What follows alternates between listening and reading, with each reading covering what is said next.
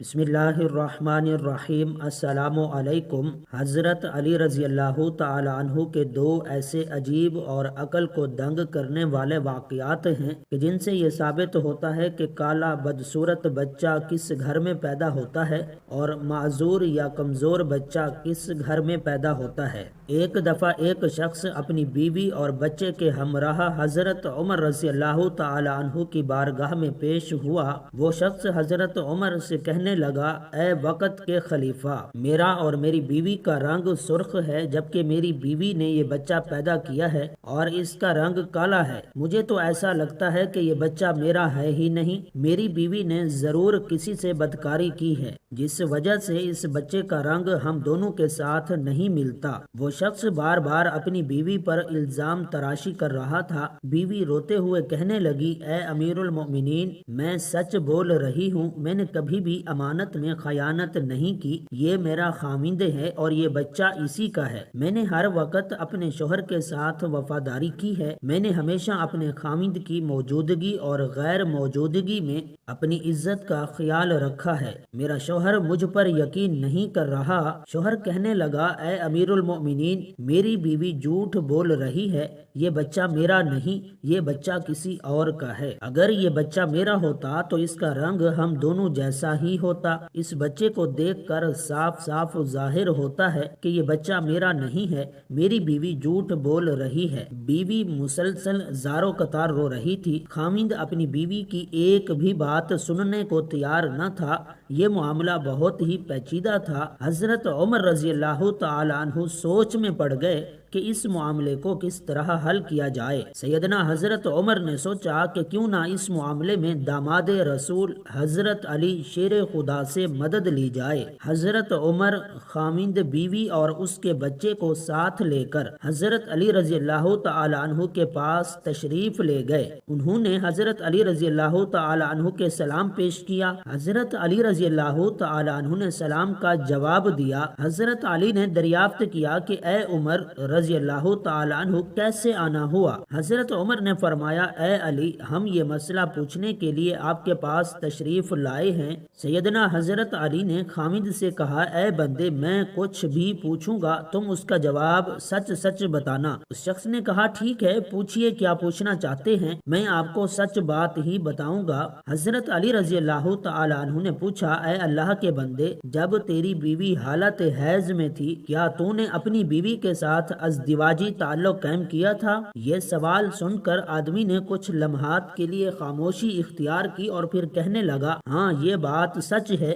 میری بیوی حالت حیض میں تھی تو میں نے اپنی بیوی کے ساتھ ازدواجی تعلق قائم کیا تھا۔ حضرت علی رضی اللہ تعالی عنہ فرمانے لگے، اے بندے، یہ بچہ تمہارا ہی ہے، بلا وجہ اپنی بیوی پر الزام تراشی نہ کرو۔ جب تو نے بیوی کے ساتھ حیض کے دنوں میں ازدواجی تعلق قائم کیا تو تیرا نطفہ تمہاری بیوی کے سیاہ خون کے ساتھ مل گیا، جس وجہ سے بچے کا رنگ سیاہ ہو گیا۔ اگر تم بیوی کے ساتھ حالت حیض میں ہم بستری کرو گے تو بچے کالے اور بدصورت ہی پیدا ہوں گے۔ اے شخص، آج کے بعد یہ بات اپنے ذہن میں رکھ لو کہ حدیث اور قرآن میں حیض کی حالت میں ازدواجی تعلق قائم کرنا حرام اور سخت گناہ قرار دیا گیا ہے۔ اگر کوئی بندہ اس بات کا علم رکھتے ہوئے بھی اپنی بیوی کے ساتھ ازدواجی تعلق قائم کرتا ہے تو اللہ تعالیٰ ایسے بندے سے سخت ناراض ہو جاتا ہے اور وہ بندہ جلد ہی اللہ کی پکڑ میں آ جاتا ہے۔ اب ہم آپ کو بتاتے ہیں کہ معذور اور کمزور بچے کن گھروں میں جنم لیتے ہیں۔ مدینہ منورہ کا واقعہ ہے کہ ایک خوبصورت اور جوان لڑکی کی شادی ایک بوڑھے آدمی سے ہو گئی۔ شادی کی پہلی ہی رات میاں بیوی نے ازدواجی تعلق قائم کیا۔ اتفاقاً شوہر کا اسی رات وصال ہو گیا۔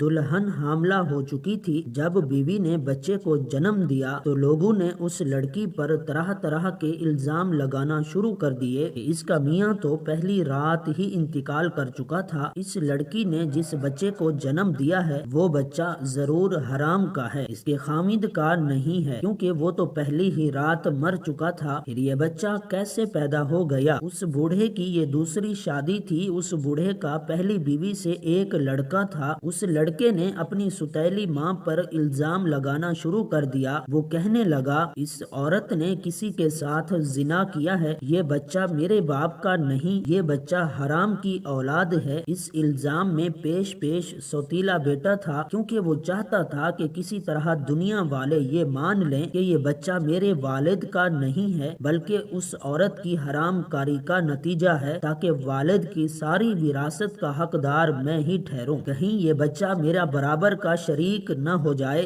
اس وجہ سے بوڑھے کے بڑے بیٹے نے اپنی سوتیلی ماں پر الزام تراشی کی کہ میرا باپ تو شادی کی پہلی ہی رات مر گیا تھا، تو یہ بچہ کہاں سے آ گیا؟ دیکھتے ہی دیکھتے وہ بچہ 4 سال کا ہو گیا اور چلتا چلتا یہ معاملہ بھی قاضی کی عدالت میں پہنچ گیا۔ بوڑھے کے بڑے بیٹے نے قاضی سے کہا، اے قاضی محترم، میرا باپ تو شادی کی پہلی رات ہی مر گیا تھا، یہ بچہ میرے باپ کا نہیں ہے، اس عورت سے پوچھا جائے کہ یہ بچہ کس کا ہے، میں اس بچے کو اپنا بھائی ماننے کو تیار نہیں ہوں۔ سوتیلا بیٹا کچھ گواہوں کو بھی اپنے ساتھ لے کر آیا تھا، گواہوں نے بھی یہی گواہی دی کہ اس کا باپ تو پہلی رات ہی مر گیا تھا، یہ بچہ اس کا بھائی نہیں ہے۔ یہ باتیں سن کر قاضی کو یقین ہو گیا کہ یہ بچہ عورت کی بد چلنی کا نتیجہ ہے، چنانچہ قاضی صاحب فیصلہ کرنے ہی والے تھے کہ حضرت علی رضی اللہ تعالی عنہ عدالت میں تشریف فرما ہوئے۔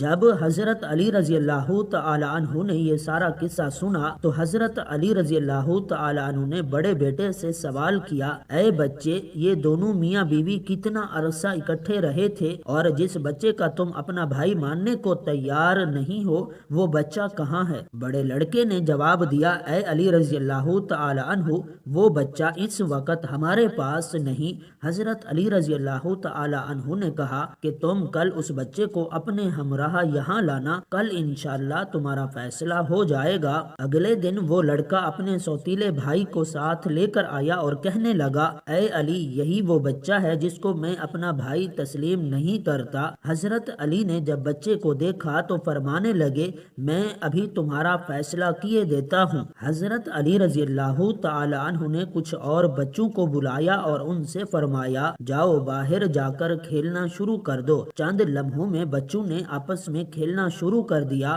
اور ایک دوسرے کے ساتھ مستیاں شروع کر دیں۔ حضرت علی رضی اللہ تعالی عنہ بچوں کو کھیلتے ہوئے بڑے غور سے دیکھ رہے تھے۔ کچھ دیر کے بعد حضرت علی رضی اللہ تعالی عنہ نے بچوں کو بلایا اور فرمانے لگے، سب بچے ایک جگہ پر بیٹھ جاؤ۔ سب بچے حضرت علی کا حکم سن کر بیٹھ گئے۔ اس کے بعد حضرت علی نے سب بچوں کو ایک ساتھ کھڑے ہونے کا حکم دیا تو سب بچے ایک ساتھ کھڑے ہو گئے۔ حضرت علی ان بچوں کو بڑے غور سے دیکھ رہے تھے۔ انہوں نے دیکھا کہ یہ سب بچے بڑی آسانی کے ساتھ کھیل رہے ہیں، بیٹھ رہے ہیں اور کھڑے بھی ہو رہے ہیں، ان کو کھیلنے، بیٹھنے، اٹھنے میں کوئی دقت نہیں ہو رہی، جبکہ جس بچے پر الزام لگایا جا رہا ہے اس بچے کو بیٹھنے اور اٹھنے میں کافی وقت لگتا ہے۔ آپ رضی اللہ تعالی عنہ نے فیصلہ یہ سنایا کہ یہ بچہ اسی بوڑھے شخص کا ہے، کیونکہ اس بچے میں کچھ کمزوریاں ہیں جس کو دیکھ کر یہ ظاہر ہوتا ہے